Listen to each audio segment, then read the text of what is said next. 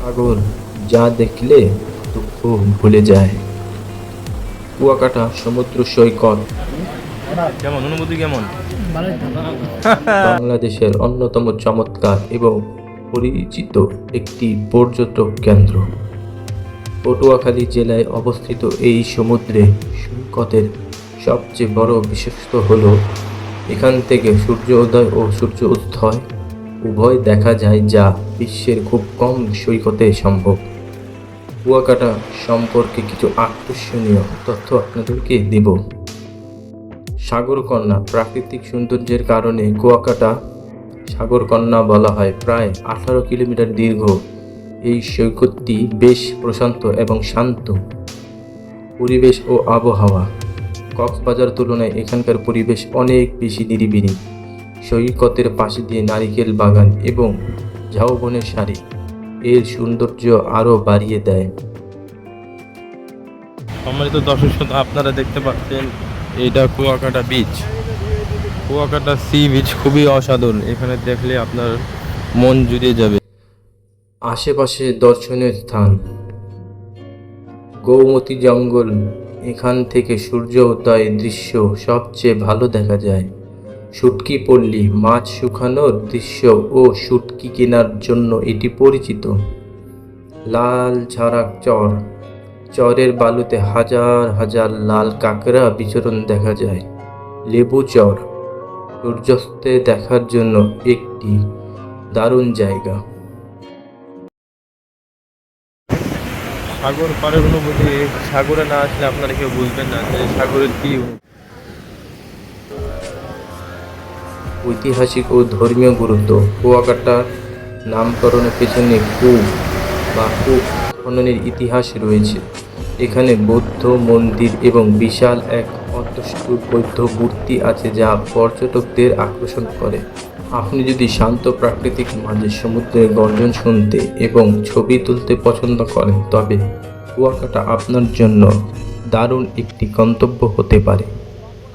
এখন আমি কিছু বৈশিষ্ট্য বলি কুয়াকাটার। তো এই কুয়াকাটার যে সমুদ্র সৈকতে সূর্য ও উঠে আর সূর্যটা ডুবে, কুয়াকাটার সবচেয়ে বড় একটি বৈশিষ্ট্য এটাই।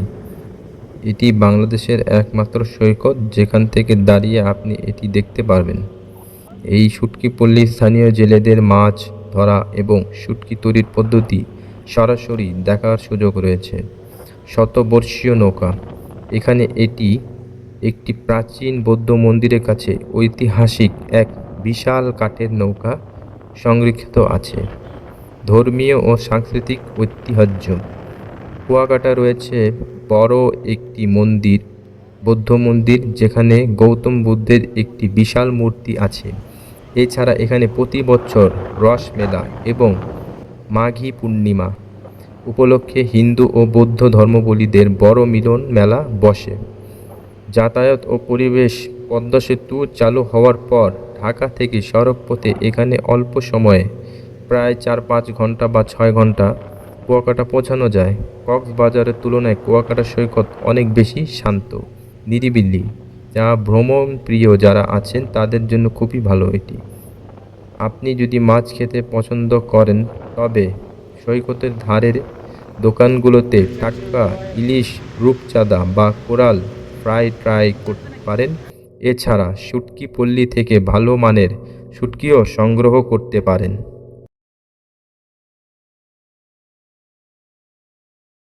আমরা স্কুইড আর লবস্টার খেয়েছিলাম, সেটা ফ্রাই করে খেয়েছিলাম মশলা আর টমেটো সস দিয়ে।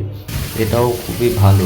স্কুইড যারা খাননি, সেটা অক্টোপাসের একটি অন্য প্রজাতি, সেটা খেয়ে আপনারা দেখতে পারেন। মারেন মারেন, উড়ান উড়ান উড়ান।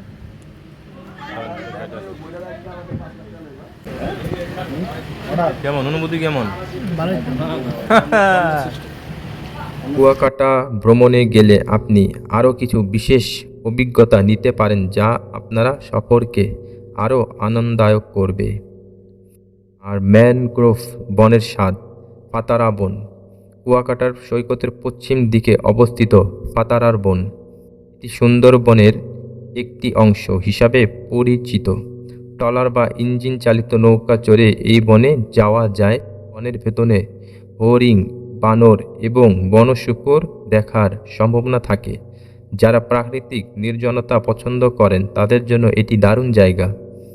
রাখাইন পল্লী ও সাংস্কৃতিক কুয়াকাটা এলাকার আদিবাসী রাখাইনদের বসবাস, তাদের জীবনযাত্রা এবং হাতে বোনা কাপড় যেমন লুঙ্গি বা চাদর দেখার জন্য আপনি কেরানীপাড়া রাখাইন পল্লীতে যেতে পারেন।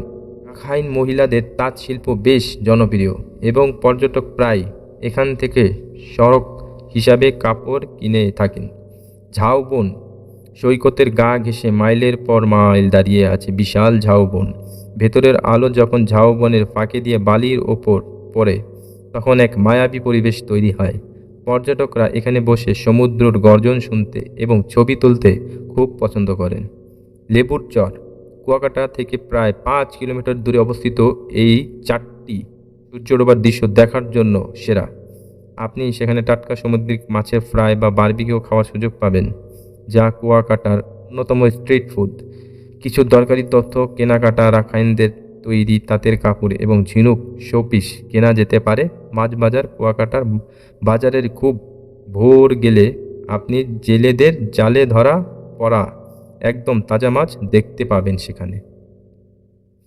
তো আশা করি এই ভিডিওটা আপনাদের খুবই ভালো লাগবে। ভ্রমণ প্রিয় যারা, তাদেরকে এখানে যাওয়া দরকার। এই কুয়াকাটার দ্বীপটি, এই কুয়াকাটার সমুদ্র সৈকতটি দেখা খুবই দরকার। তো আমরা নিজেদের জন্য সময় বার করি, নিজেদের আত্মীয়, ফ্যামিলি, বউ বাচ্চা যাদের আছে তাদেরকে বলি আপনারা আসুন, সময় বার করুন। ফ্রি সময় বের করে কিছু অল্প টাকা জমিয়ে এইসব এলাকাটা আপনারা দৃশ্যগুলো ভ্রমণ করতে পারবেন।